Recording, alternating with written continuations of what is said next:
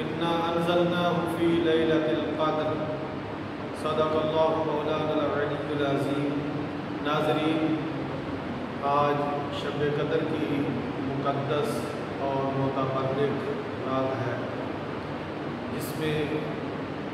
ہم سبھی اللہ اور اس کے پیارے رسول صلی اللہ علیہ وآلہ وسلم کی رضا اور خوشنودی کے لیے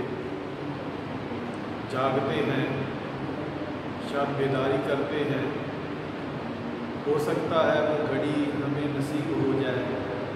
جس میں اللہ رب العزت نے اپنی خاص عنایات کا وعدہ فرمایا ہے، زہ نصیب۔ قرآن مقدس نے بڑے حسین انداز میں اس مقدس رات کے بارے میں بیان فرمایا، انا انزلناہ فی لیلۃ القدر، بے شک ہم نے اس قرآن کو لیلہ قدر میں نازل کیا۔ قرآن عظیم کتاب ہے جو اللہ رب العزت نے اپنے محبوب نبی اکرم صلی اللہ علیہ وآلہ وسلم پر نازل فرمائی،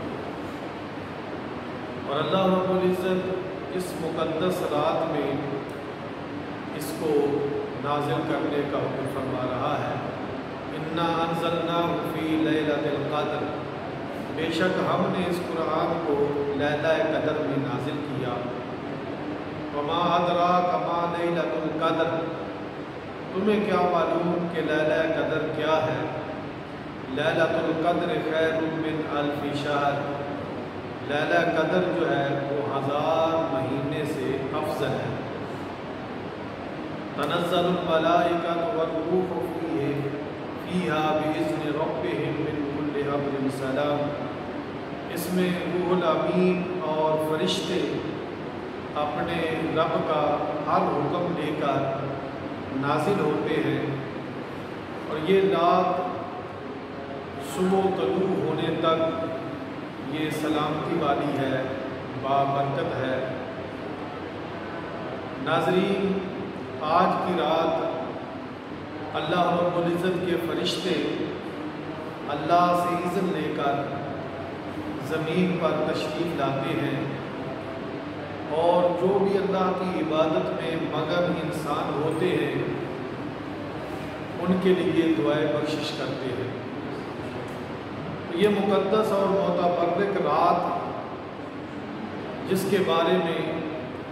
قرآن مقدس میں بڑے حسین انداز کے ساتھ اللہ رب العزت نے بیان فرمایا کہ لیلہ قدر جو ہے یہ 1000 مہینے سے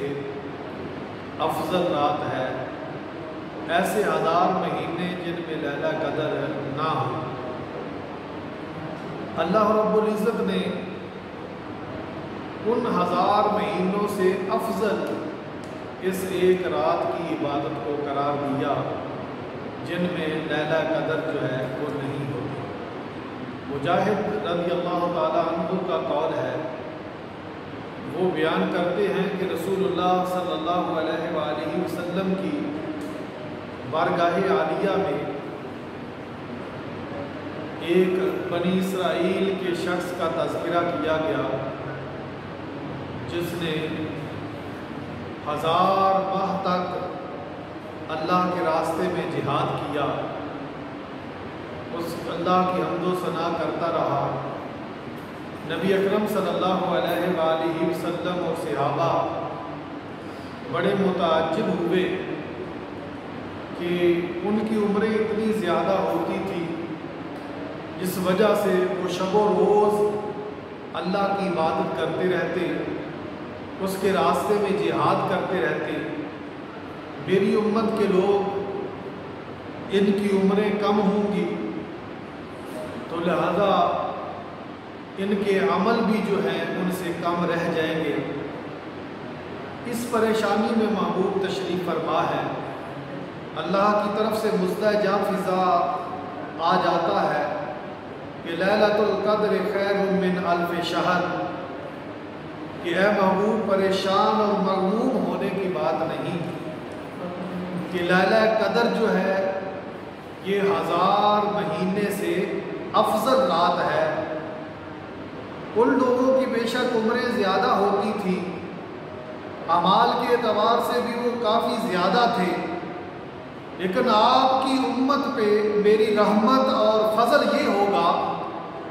کہ آپ کی امت کے لوگوں کے لیے میں ایسی متبرک راتیں بنا دوں گا جن راتوں میں عبادت کرنے والے 1000 مہینے سے افضل ہو جائیں گے۔ اور یہ لیلہ قدر جو ہے یہ 1000 مہینے سے افضل رات ہے، جس میں مصطفیٰ کریم صلی اللہ علیہ وآلہ وسلم کے امتی اگر ایک رات عبادت کریں گے تو ان کی 1000 مہینے سے افضل عبادت جو ہے وہ لکھی جائے گی۔ تو کتنے خوش نصیب وہ لوگ ہیں جو آج کی اس متبرک رات میں کوئی قیام کر رہا ہے، کوئی رکوع کر رہا ہے، کوئی سجود میں ہے، کوئی احادیث سن رہا ہے، کوئی قرآن کی تلاوت سن رہا ہے، کوئی نعت شریف سن رہا ہے۔ ہر شخص جو بھی اللہ اور اس کے پیارے رسول صلی اللہ علیہ وآلہ وسلم کی رضا اور خوشی کے لیے اس رات میں بیدار ہوتا ہے، اللہ کی رحمتیں اس انسان پہ نازل ہوتی ہیں۔ تو دیکھیے اللہ کے فرشتے آسمان سے زمین پر آتے ہیں تو وہ زمین پر نازل الملائکہ تو اللہ کے فرشتے زمین پر جب نازل ہوتے ہیں وَيُصَلُّونَ عَلَىٰ كُلِّ عَبْدٍ قَائِدٍ أَوْ قَائِمٍ يَذْكُرُ اللَّهَ، تو جو بھی بندہ اس زمین پر کھڑے ہو کر یا بیٹھ کر اللہ کا ذکر کر رہا ہوتا ہے اس بندے کے لیے وہ دعائیں بخشش کرتے ہیں۔ تو یہ انسان کتنے خوش نصیب ہیں جو اس رات چاہے بیٹھ کر کھڑے ہو کر اللہ کے ذکر میں مگن ہوتے ہیں، اللہ کے فرشتے ان کے لیے بخشش کی دعائیں کرتے ہیں اور ان کے لیے رب کی بارگاہ میں التجائیں کرتے ہیں۔ تو ہر شخص یہی چاہتا ہے کہ اس رات میری دعا قبول ہو، اس رات اللہ مجھ پہ اپنی رحمتیں نچھاور کرے، تو اس کو اس کی مانگ کے مطابق اللہ اس رات میں عطا فرماتا ہے۔ اور اس رات میں اللہ اس امت کے لوگوں کے لیے بخششیں لوٹاتا ہے جو کھڑے ہو کر یا بیٹھ کر اللہ کا ذکر کر رہے ہوتے ہیں۔ نبی اکرم صلی اللہ علیہ وآلہ وسلم نے صحابہ کرام رضوان اللہ علیہ مجمعین کو مزدہ جاں فضا سنایا کہ میرے پیارے صحابہ، یہ لیلہ قدر کی رات کوئی عام رات نہیں ہے، یہ وہ رات ہے جس کو اللہ نے 1000 مہینے پر فضیلت عطا فرما دی ہے۔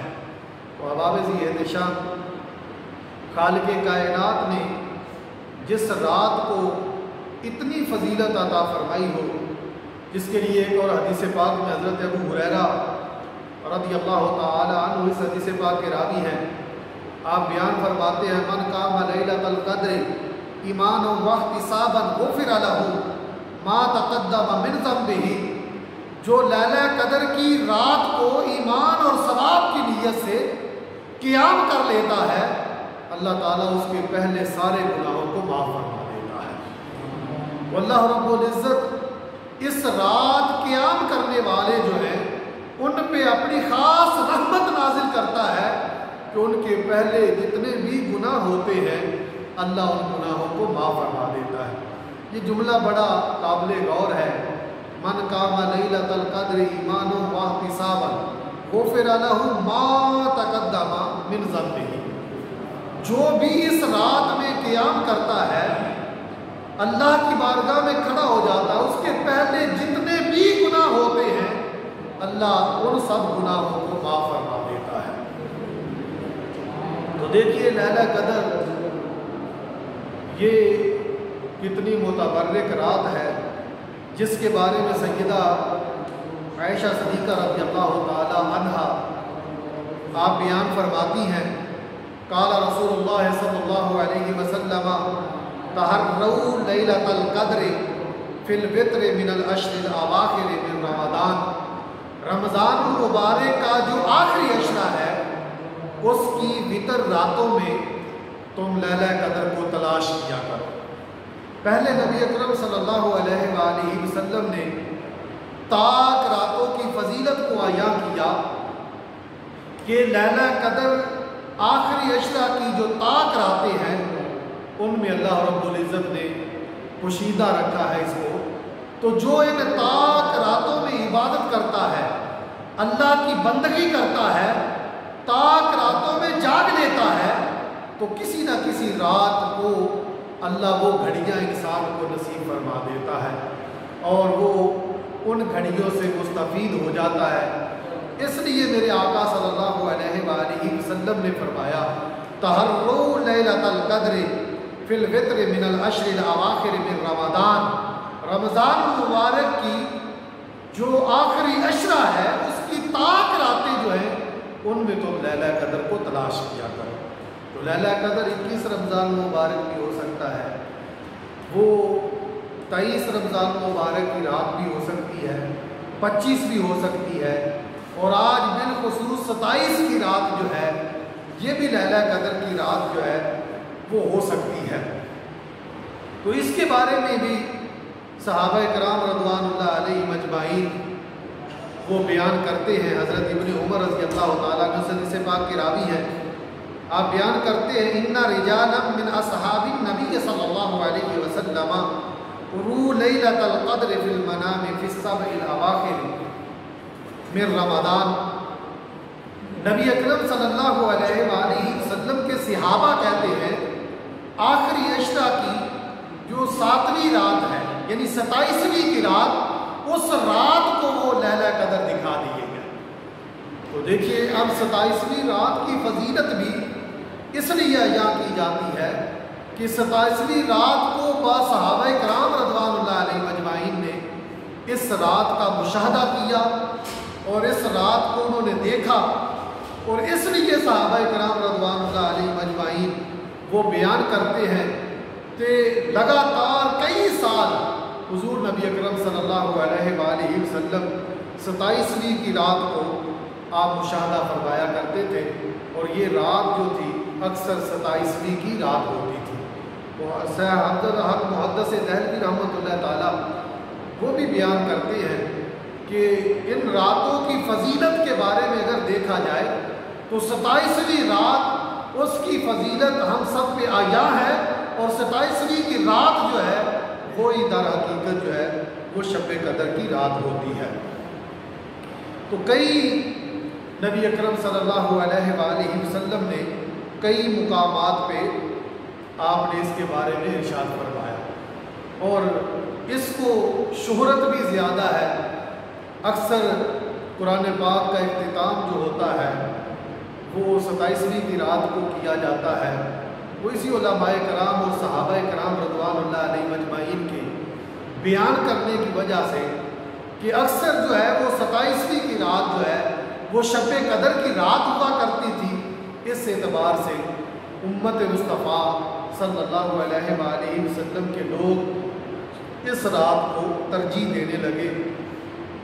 اور اس رات کو وہ بیان کرنے لگے۔ تو حباب احتشام لیلہ قدر اس اعتبار سے بڑی فضیلت کی رات ہے کہ یہ اسی آخری عشرہ میں جو ہے وہ لیلہ قدر ہوتی ہے۔ تو اس کے علاوہ اگر دیکھا جائے تو نبی اکرم صلی اللہ علیہ وآلہ وسلم نے اس رات کے بارے میں اس کو قدر والی رات اس اعتبار سے کہا کہ للعظمت والشرف، عظمت اور شرف کی وجہ سے اس کو قدر والی رات کہا جاتا ہے، کیونکہ قدر عظمت اور شرف کو کہتے ہیں۔ اور بعض نے اس کے بارے میں یہ بھی بیان کیا کہ انزل سمیت بذالک لأنہ تعالی انزل کتابا فیہا ذا قدر وعلی رسول ذی قدر وعلی امت ذات قدر۔ اس کو قدر والی رات اس لیے کہا جاتا ہے کہ اللہ تعالیٰ نے اس رات میں قرآن پاک کو نازل کیا جو قرآن بڑی قدر والی کتاب ہے، اور رسول معظم پر نازل کیا جو رسول معظم بڑے قدر والے ہیں، اور ایسی امت پر نازل کیا جو امت بڑی قدر والی ہے۔ یعنی تینوں اعتبار سے اس کو قدر و منزلت حاصل ہے کہ ایک تو کتاب قدر والی ہے اور قدر والی رات میں اللہ نے اس کو نازل فرمایا ہے، اور دوسرا رسول معظم جو قدر والے ہیں اس رسول معظم صلی اللہ علیہ وآلہ وسلم پر اس کتاب کو نازل فرمایا، اور امت جس امت کی طرف یہ کتاب نازل ہوئی ہے وہ امت بھی بڑی قدر والی ہے۔ اور یہ کتاب کس اعتبار سے اتنی قدر و منزلت والی ہے، جس کو پڑھنے والا جو ہے وہ سب سے افضل ہو جاتا ہے، جس کے بارے میں حضرت عثمان غنی رضی اللہ تعالیٰ عنہ وہ بیان کرتے ہیں، خیرکم من تعلم القرآن وعلمہ، تم میں سے بہتر وہ ہے جو قرآن پڑھتا ہے اور دوسروں کو پڑھاتا ہے، یعنی قرآن سیکھتا ہے اور دوسروں کو سکھاتا ہے۔ افضل الکلام کلام اللہ، سب سے افضل کلام وہ اللہ کی کلام ہے، تو قدر والی تب ہی ہوئی کہ جس کو سیکھنے والا انسان جو ہے وہ بھی قدر والا ہو جاتا ہے، وہ بھی قدر و منزلت والا ہو جاتا ہے، وہ بھی بڑے مقام والا ہو جاتا ہے جو اس کتاب کو سیکھتا ہے اور اس کتاب کو حاصل کرنے کی کوشش کرتا ہے۔ تو یہ کتاب اس اعتبار سے بھی بڑی قدر و منزلت والی ہے کہ نبی اکرم صلی اللہ علیہ وآلہ وسلم بیان فرماتے ہیں، حضرت ابو ہریرہ رضی اللہ تعالیٰ عنہ حدیث پاک کے راوی ہیں، آپ بیان فرماتے ہیں، قال رسول اللہ صلی اللہ علیہ وسلم ان اللہ تعالی قرأ سورۃ یاسین و سورۃ طٰہٰ قبل ان یخلق السماوات والارض بألف عام، اللہ رب العزت نے سورہ یاسین اور سورہ طٰہٰ کی تلاوت زمین و آسمان کو 1000 سال پیدا کرنے سے پہلے تلاوت فرمایا۔ ابھی زمین و آسمان کی تخلیق نہیں ہوئی تو قرآن اس وقت بھی موجود تھا۔ اتنی قدر والی کتاب ہے کہ کسی چیز کو ابھی بنایا نہیں اور اس کتاب کو پہلے بنا کر اپنے پاس رکھا، اور اللہ کی شان شان جو ہے اللہ خود اس قرآن پاک کی جو ہے وہ تلاوت فرمایا کرتا تھا، اور خود جب اللہ رب العزت نے اس قرآن کی تلاوت فرمائی تو وہ سما کتنا حسین سما ہوگا جس وقت اس قرآن پاک کی تلاوت کی گئی ہوگی اور فرشتے سننے والے ہوں گے، اور وہ لمحات کتنے عظیم لمحات ہوں گے جن لمحات میں قاری وہ اللہ تعالیٰ کی خود ذات ہوگی اور سامعین جو ہیں وہ اللہ کے فرشتے ہوں گے۔ تو جب فرشتوں نے اس کلام کو سنا، فلما سمعت الملائکۃ القرآن، جب فرشتوں نے اس قرآن کو سنا تو سن کر کہتے ہیں طوبیٰ لأمۃ ینزل ھذا علیہا، وہ امت کتنی خوش نصیب ہے جس امت پر اس قرآن پاک کو نازل کیا جائے گا، وہ امت کتنی بختوں والی ہے، کتنے نصیبوں والی ہے جس امت پر اس قرآن کو نازل کیا جائے گا۔ تو فرشتے ان کو مبارکبادیں دے رہے ہیں، ابھی تو امت پیدا بھی نہیں ہوئی اور اس امت پر اس قدر والے قرآن کی وجہ سے مبارکباد دی جا رہی ہے کہ وہ امت کتنی خوش نصیب ہوگی جس امت پر اس قرآن کی تلاوت کی جائے اور اس قرآن کو نازل کیا جائے۔ وَطُوبَىٰ لِأَجْوَافٍ تَحْمِلُ هَٰذَا، اور وہ سینے کتنے خوش نصیب ہوں گے جن سینوں پر یہ قرآن نازل ہوگا اور جن سینوں میں یہ قرآن جمع ہوگا۔ تو احباب ذی احتشام، یہ قرآن اللہ نے سینہ مصطفیٰ پہ نازل کیا اور سینہ مصطفیٰ کی برکات ایسی ہوئی کہ نبی اکرم صلی اللہ علیہ وآلہ وسلم کے توسل سے آگے حفاظ صحابہ کرام، تابعین نے، تبع تابعین نے اور اس امت تک آنے والے حفاظ نے اس قرآن کو اپنے اپنے سینوں میں محفوظ کیا اور سینوں میں اب محفوظ کر رہے ہیں، اور مبارکباد دن انہیں ابھی زمین آسمان بنے بھی نہیں تو اس وقت مبارکباد دی جا رہی تھی۔ وَطُوبَى لِأَلْسِنَةٍ تَتَكَلَّمُ بِهَٰذَا، وہ زبانیں کتنی مبارک زبانیں ہوں گی جو زبانیں اس قرآن کی تلاوت کر رہی ہوں گی۔ تو آج کا یہ دن کتنا خوش نصیب ان لوگوں کے لیے بھی ہے جو پورا ماہ قرآن پاک کا دور کرتے رہے، پھر نماز تراویح میں قرآن سناتے رہے۔ تو وہ کتنے خوش نصیب حفاظ ہیں جن پر اللہ کی رحمتیں نازل ہو رہی ہیں، اور ابھی وہ پیدا بھی نہیں ہوئے تھے، اللہ کے فرشتے انہیں مبارکبادیں دے رہے تھے، اور ابھی زمین و آسمان بنے بھی نہیں اور ان کو مبارکباد دی جا رہی ہے۔ طوبیٰ لِأَلْسِنَةٍ تَتَكَلَّمُ بِهَٰذَا، وہ زبانیں کتنی مبارک زبانیں ہیں جو زبانیں اس قرآن کی تلاوت کریں گے۔ تو دیکھیے فرشتوں نے پہلے مطلق امت کو مبارکباد دی، پھر امت میں سے کچھ لوگوں کو مخصوص کیا جن کے سینوں میں قرآن جمع ہوتا ہے، پھر کچھ اور لوگوں کو مخصوص کیا جو قرآن پاک کو لیتے ہیں، سینوں میں محفوظ کرتے ہیں، پھر آگے لوگوں کو سناتے ہیں۔ پھر اللہ کے نبی صلی اللہ علیہ وآلہ وسلم کی امت کے وہ لوگ جو اپنی زبانوں سے اس قرآن کی تلاوت کرتے ہیں، ان لوگوں کو خاص کیا گیا۔ تو دیکھیے وہ لوگ کتنے خوش نصیب ہیں جو قرآن پاک کو اپنی زبانوں سے لوگوں کو سناتے ہیں، اور سامعین جو ہے وہ ان کی اتنی پرسوز آواز سن کر وہ محظوظ ہوتے ہیں اور لطف اندوز ہوتے ہیں، ان کے دل کی دنیا جو ہے وہ بدل رہی ہوتی ہے۔ احباب ذی احتشام، یہی عرض کر رہا تھا کہ یہ قرآن، اس کو قدر والی کتاب اس لیے کہا جاتا ہے کہ یہ قدر والی رات میں نازل ہوئی ہے، قدر والے رسول پر نازل ہوئی ہے، اور قدر والی امت پر یہ نازل ہوئی ہے۔ تو احباب ذی احتشام، قدر والی یہ کتاب قرآن پاک جس کی قدر ابھی زمین و آسمان پیدا بھی نہیں ہوئے تو اس کی جا رہی تھی، رسول کس قدر والے ہیں۔ آئیے دیکھیے، اللہ رب العزت نے 50 نمازیں دے کر پیارے رسول صلی اللہ علیہ وآلہ وسلم کو بھیجا، اور راستے میں حضرت موسیٰ علیہ السلام کو بٹھا دیا، اور بار بار میرے محبوب تخفیف کے لیے آتے ہیں۔ خدائے رب ذوالجلال ایک ہی مرتبہ 5 نمازیں دے دیتا تو پھر اس کی اپنی مرضی تھی، کیونکہ کرنی جو اس نے 5 تھی، اس کے علم میں تھا۔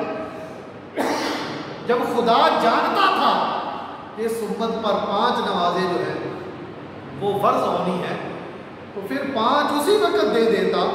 تو پھر 50 نمازیں دی، اور بار بار رسول معظم صلی اللہ علیہ وسلم بلاتے رہے، اور پھر تخفیف ہوتی رہی۔ تو اس کی وجہ کیا تھی کہ میرا رسول بڑی قدر والا ہے، جتنی مرتبہ بھی میرے در پر واپس لوٹ کے آئے گا، اس رسول کی قدر ہوگی، اور قدر اس اعتبار سے ہوگی کہ ہر مرتبہ اپنے رسول معظم صلی اللہ علیہ وسلم پر 5 نمازیں کم کرتا جاؤں گا۔ جب 5 نمازیں رہ جائے گی تو رسول معظم صلی اللہ علیہ وسلم کو یہ مزہ جا فضا سنا دیا جائے گا، رسول معظم تم قدر والے رسول ہو، آپ کی امت یہ 5 نمازیں پڑھے گی تو 5 نمازیں، لیکن ان کو ثواب 50 نمازوں کا عطا کیا جائے گا۔ تو یہ رسول معظم صلی اللہ علیہ وآلہ وسلم کی قدر کی جا رہی ہے کہ اللہ رب العزت نے اپنے پیارے رسول صلی اللہ علیہ وآلہ وسلم کو بار بار ان نمازوں میں تخفیف کر کے اس امت کے لیے 5 نمازیں چھوڑی۔ اور میرے نبی صلی اللہ علیہ وآلہ وسلم کی قدر کس طرح ہوتی ہے، باقی انبیاء نے اللہ کی بارگاہ میں سفارش کی تو سفارش کا انداز یہ تھا، یا اللہ یہ تیرے بندے ہیں، ان کا معاملہ تیرے ذمہ ہے، تو جان اور تیرا کام جانے۔ تو نبی اکرم صلی اللہ علیہ وآلہ وسلم نے اللہ کی بارگاہ میں سر سجدے میں رکھا، اللہ نے جبریل کو بھیجا، جبریل جاؤ میرے محبوب کو کہہ دیجئے کہ سر سجدے سے اٹھا لے، روئے مت، پوچھئے میرا رسول چاہتا کیا ہے؟ یہ ہے اللہ اپنے محبوب کی رضا چاہنے کے لیے جبریل کو آسمان سے بھیجتا ہے، اور اس رسول کی قدر اللہ کرتا ہے کہ میرے رسول معظم صلی اللہ علیہ وآلہ وسلم سر سجدے میں رکھیں، آنکھوں سے اشک بہائیں تو حضرت جبریل آ جاتے ہیں، محبوب سر سجدے سے اٹھا لیجئے۔ اللہ فرماتا ہے کہ جو آپ مانگتے ہیں خدا آپ کو عطا فرما دے گا۔ تو میرے رسول صلی اللہ علیہ وآلہ وسلم نے حضرت جبریل سے کہا کہ جبریل میری امت بڑی گناہ گار ہے، باقی سارے نبیوں نے اپنی اپنی امت کے بارے میں بڑا کمزور سی سفارش کی ہے، میری امت بڑی گناہ گار ہوگی، تو میں ان کے بارے میں سفارش اس طرح کمزور تو نہیں کرنا چاہتا۔ تو اللہ کی بارگاہ میں حضرت جبریل جا کر عرض کرتے ہیں یا اللہ تیرا رسول تو اپنی امت کے بارے میں پریشان ہے، تو اللہ مزدہ جاں فضا سناتا ہے فَاذْهَبْ جبریل، اے جبریل جاؤ میرے محبوب اکرم صلی اللہ علیہ وآلہ وسلم کے پاس جاؤ اور انہیں جا کر کہو محبوب سر سجدے سے اٹھا لیجئے، اِنَّا سَنُرْضِيكَ فِي أُمَّتِكَ وَلَا نَسُوءُ، محبوب ہم آپ کو آپ کی امت کے بارے میں راضی کریں گے، ناراض نہیں رہنے دیں گے۔ تو یہ دیکھیے اللہ اپنے محبوب کی کس قدر فرماتا ہے کہ رسول معظم صلی اللہ علیہ وآلہ وسلم کی اس اعتبار سے قدر کہ جو محبوب چاہتے ہیں اللہ وہی اپنے محبوب کو عطا فرما رہا ہے اور امت کے بارے میں مزدہ جاں فضا سنا رہا ہے۔ تو یہی علماء رحمت اللہ تعالیٰ وہ بیان کرتے ہیں کہ نبی اکرم صلی اللہ علیہ وآلہ وسلم قدر والے رسول ہیں جن پر اللہ نے قدر والی کتاب کو نازل فرمایا ہے، اور وہ امت بھی بڑی قدر والی ہے جس امت پر اللہ نے اس قرآن کو نازل کیا۔ وہ امت کیسے قدر والی ہے کہ نبی اکرم صلی اللہ علیہ وآلہ وسلم اس امت کے بارے میں پوچھتے ہیں صحابہ اکرام رضوان اللہ علیہ مجمعین سے، اور صحابہ کا جمع غفیر حضرت عمر بن شعیب وہ اپنے باپ سے اور وہ اپنے دادا سے روایت کرتے ہیں۔ قال رسول اللہ صلی اللہ علیہ وسلم ای الخلق اعجب الیکم ایمانا، صحابہ بتاؤ تم میں سے سب سے عاجب ایمان والا کون ہے؟ عاجب ایمان اس اعتبار سے صحابہ کا ایمان سب سے افضل ہے، ان کے مقابلے میں کسی اور کا ایمان افضل نہیں ہو سکتا،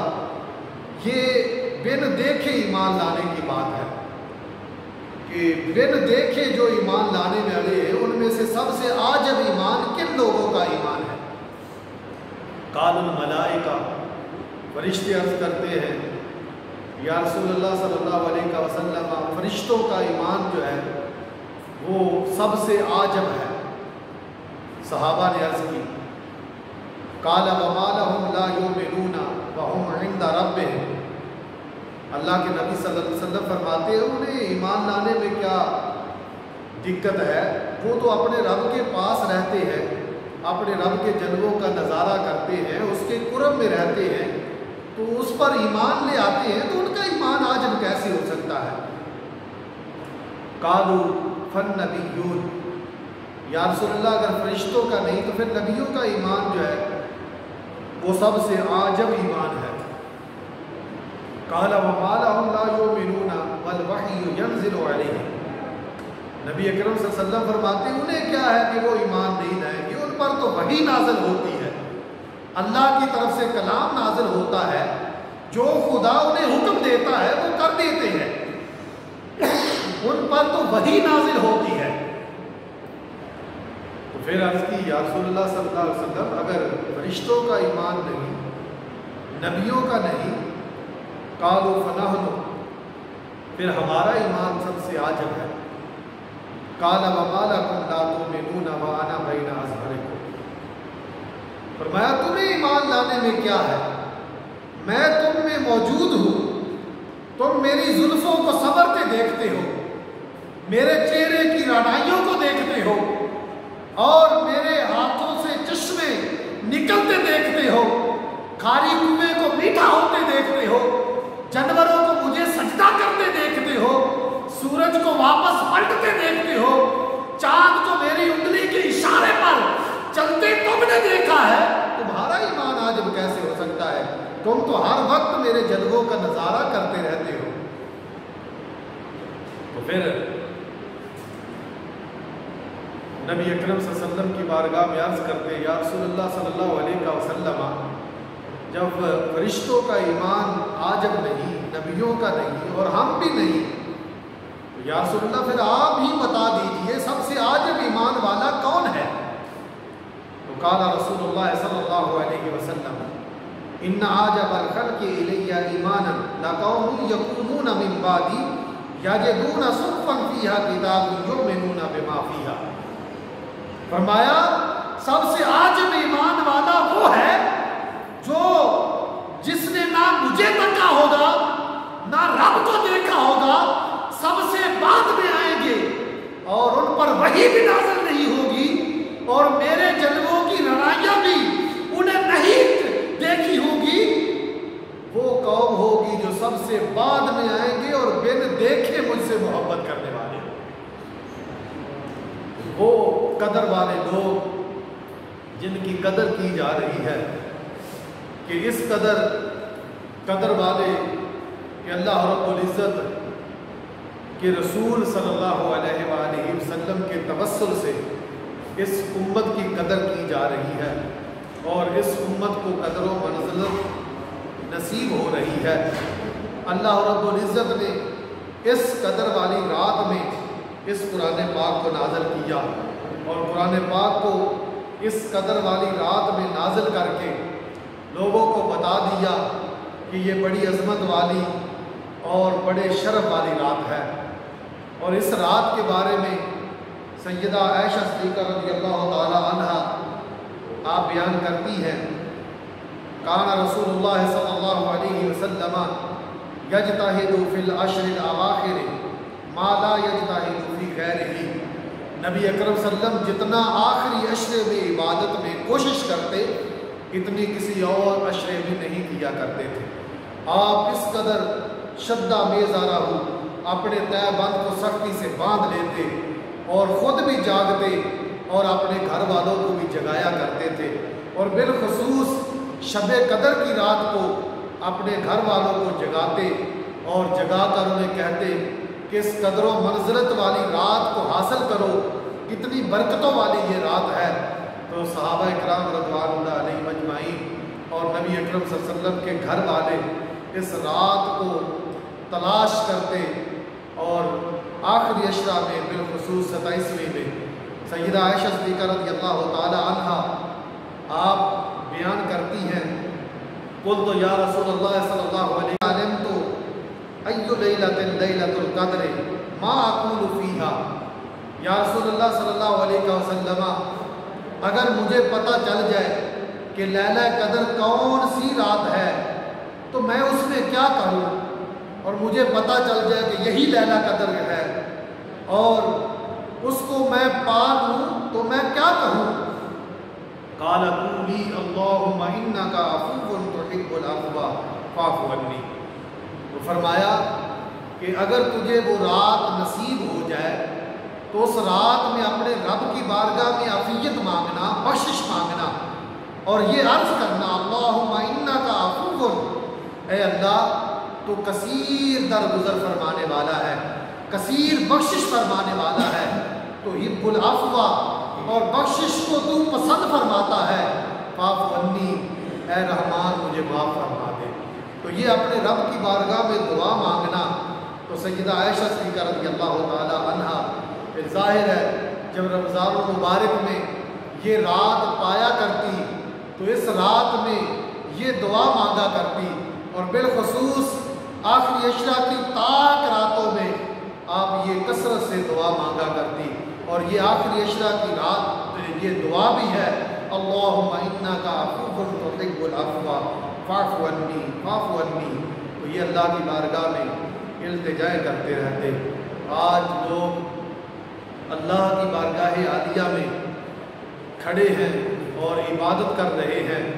ریاضت کر رہے ہیں، اور یہ بھی حضرت انس رضی اللہ تعالی عنہ سے روایت ہے قال رسول اللہ صلی اللہ علیہ وسلم اذا کان لیلۃ القدر نزل جبرائیل علیہ السلام فی قبقبۃ من الملائکۃ، جب رات 27ویں رات ہوتی ہے، قدر کی رات ہوتی ہے، تو حضرت جبریل امین فرشتوں کی جماعت میں، قبقبہ یہ جماعت کو کہتے ہیں، فرشتوں کی جماعت میں زمین پر نازل ہوتے ہیں اور دیکھتے ہیں کون کون سے لوگ اللہ کی عبادت میں مگن ہیں اور کون کون سے اللہ کی عبادت کر رہے ہیں۔ تو نزل جبرائیل علیہ السلام فی قبقبۃ من الملائکہ، اللہ کے فرشتوں کی جماعت میں آسمان سے زمین پر آتے ہیں اور آ کر یصلون علی کل عبد قائم او قاعد یذکر اللہ عز وجل، اور جب زمین پر آتے ہیں اور زمین پر جتنے بھی بندے اللہ کا ذکر کر رہے ہوتے ہیں، اللہ کی حمد و ثنا کر رہے ہوتے ہیں، بیٹھ کر یا کھڑے ہو کر ان سب کے لیے وہ بخشش کی دعائیں کرتے ہیں، اللہ کی بارگاہ میں عافیت مانگتے ہیں۔ بندہ خود بھی اللہ کی بارگاہ میں یہ دعا مانگ رہا ہوتا ہے، اللہم انک عفو کریم تحب العفو فاعف عنی۔ بندہ بھی اللہ کی بارگاہ میں بخشش مانگتا ہے، اے اللہ تو کثیر بخشنے والا ہے، بخشش تو پسند کرتا ہے، مجھے بھی معاف کر دے۔ تو وہ کتنی سہانی گھڑی ہوگی جب اللہ کے فرشتے بھی اس کے لیے بخشش مانگ رہے ہوں گے، وہ بھی مانگ رہا ہے، اللہ کے فرشتے بھی مانگ رہے ہیں، اور اللہ اس گھڑی میں کیا اپنے بندوں پہ نازل فرما رہا ہوگا کہ میرے بندوں تم بھی میری بارگاہ میں بخشش مانگ رہے ہو، میرے فرشتے بھی تمہارے لیے بخشش مانگ رہے ہیں، تو فرشتوں دعا ہو جو میں نے اپنے بندوں کو معاف فرما دیا ہے۔ تو اللہ اپنے ان بندوں پر اپنی بخشش کو نازل فرماتا ہے اور بخش دیتا ہے جو بندے اس مقدس رات میں کھڑے ہو کر اللہ کا ذکر کرتے ہیں، اس کی حمد و ثنا کرتے ہیں، عبادت کرتے ہیں۔ احباب ذی احتشام، یہ بڑی مقدس رات ہے، ہر طرف دیکھو لوگ عبادت میں مگن ہیں، اور پھر اس موذی مرض اور اس کی وبا جو پورے عالم میں پھیلی ہوئی ہے اور لوگ پریشان ہیں اس کی وجہ سے، اور اللہ رب العزت کی بارگاہ میں آج رات بالخصوص ملک و قوم کے لیے وہ دعا مانگیں گے، اور اللہ رب العزت، چلو کوئی گناہ گار ہوگا لیکن اللہ کی بارگاہ میں اکثر لوگ نیک بھی تو ہیں، اللہ کسی نہ کسی کی دعا کے صدقے اس موذی مرض سے عالم اسلام کو، عالم دنیا کو نجات عطا فرمائے گا۔ اللہ کی بارگاہ میں دعا ہے کہ خالق کائنات ہمارے جان و مال کی حفاظت فرمائے اور ہمیں اس وبا سے نجات عطا فرمائے جو اس پورے عالم کو گھیرے میں لیے ہوئے ہے، اور ہم حکومت پاکستان کا بالخصوص چیف جسٹس صاحب کا شکریہ ادا کرتے ہیں کہ جنہوں نے پورے عالم میں رونقیں بحال کی، جنہوں نے پورے پاکستان میں لیلہ قدر کی رات میں ختم قرآن کی محافل کو سجا کر اس احسان عظیم کیا۔ اور یہ قسمت کی بات ہوتی ہے، بڑے بڑے وزراء یہ کریڈٹ نہیں لے سکے، حالانکہ چاہیے یہ تھا کہ یہ وزراء اور یہ لوگ بیٹھ کر مساجد کے بارے میں سوچتے اور کہتے کہ جاؤ اللہ کے گھر میں، اللہ اس وقت روٹھا ہوا ہے، اس رب کو مناؤ، اگر مان گیا وہ رب مان گیا تو سمجھنا یہ موذی مرض سے ہمیں نجات عطا فرما دے گا۔ لیکن وہ تو کریڈٹ نہ لے سکے، جس کے ذمہ کریڈٹ تھا اللہ نے اسی کو عطا کر دیا۔ ہم پاکستان کے چیف جسٹس کا شکریہ ادا کرتے ہیں، اور بالخصوص حکومت پاکستان کے بھی ہم مشکور ہیں